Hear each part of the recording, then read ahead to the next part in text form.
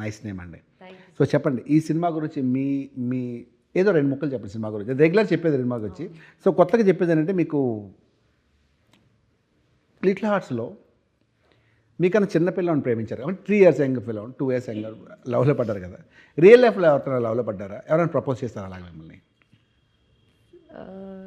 అలా ఒక్కసారి ట్యూషన్లో ఆల్మోస్ట్ మా చెప్పనా ఇగో నేను సుహాస్ చెప్పాను అమ్మాయి కదా బాయ్ ఫ్రెండ్ ఉండరు అన్న చాలా మంచిగా చెప్పాను. అయ్యో boyfriend కాదు sir. కాదా? Boyfriend కాదు sir. చెప్పండి సారీ.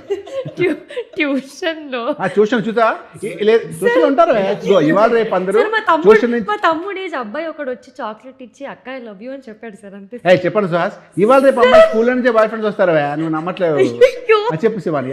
సార్ వాడు నా తమ్ముడు లాంటి వాడని చెప్పాను సార్ వాడికి. పెళ్ళిదే చెప్పలేదు సారీ. అవును సార్. అవునా? Very interesting. అంతే కదా సార్. గుడ్.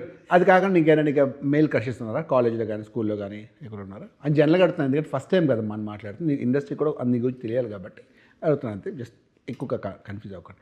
చెప్పు. అంటే చిన్నప్పుడు మహేష్ బాబు గారు అల్లు అర్జున్ గారు అంటే చాలా ఇష్టం ఉండదు సార్. పెద్దయ్యాక మారిపోయిందా? అంటే వాళ్ళు పెళ్ళి అయిపోయాయి సార్. సో పెళ్ళి అయిపోతే ఏంటి? నాకు రాశి కన్నా ఇంకా పెద్ద ఫ్యాన్ మరి ఇప్పుడు కూడా నేను. ఆవిడ పెళ్ళి అయిందా సార్? అవలేదు అయితే పెళ్ళి అవుతుంది అయినా నా ఫ్యాన్ నాకైంది. So what? నాకైంది అమ్మాయికి నేను పెద్ద క్రష్ అమ్మాయి అంటే నాకు సో వాట్ చెప్పండి. అది మారిపోతుందా మరి? ఇప్పుడు ఎవరు? ఇప్పుడు ఎవరు లేదు. సెకండ్ ఎందుకంటే మీరు చెప్పకూడదు ఎందుకంటే రేపు వాళ్ళందరూ ట్యాక్సీలు కాబట్టి. Thank you. చెప్పండి మీదే ఊరు మీది హైదరాబాద్ సార్. హైదరాబాద్. ఏం చదువుకున్నారు? నేను ఎంఏ మాస్ కామ్ చేశాను సార్. ఓ గుడ్ నైస్ వెరీ. ఇప్పుడు ఆయన గురించి మీకు ఏమైనా ఒక సీక్రెట్ తెలుసు చెప్పండి. చెప్పు మొహాట్ పడుతున్నట్టు ఉందా సార్? మళ్ళీ మాట్లాడారు సార్, అలుగుతాడు సార్ మళ్ళీ.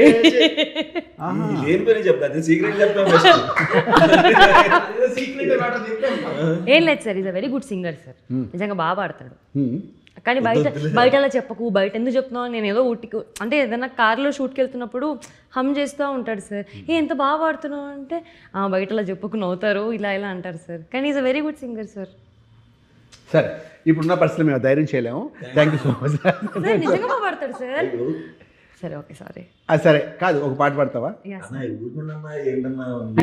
యమహా నగరి చాలా బాగా పాడతాడు. చిన్న 2 లైన్లు పాడతావా? లేదన్నా సార్ అన్న నేను మెగాస్టార్ చిరంజీవి గారి సాంగ్ చిన్న చూడు నోట్లోంచి పలకడం కూడా మనం పుట్టిపుట్టాలి ఆలోచించు. అసలు నేను ఏం చేశాను నిన్ను చిరంజీవి గారు పాట పాడటం ఇష్టం లేదా? ఓహో అలా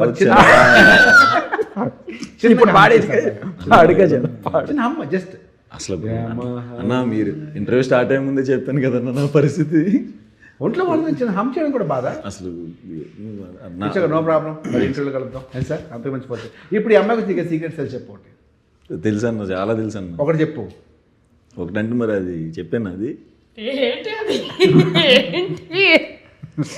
అమ్మాయికి కెరియర్కి భంగం లేదంటే చెప్పు.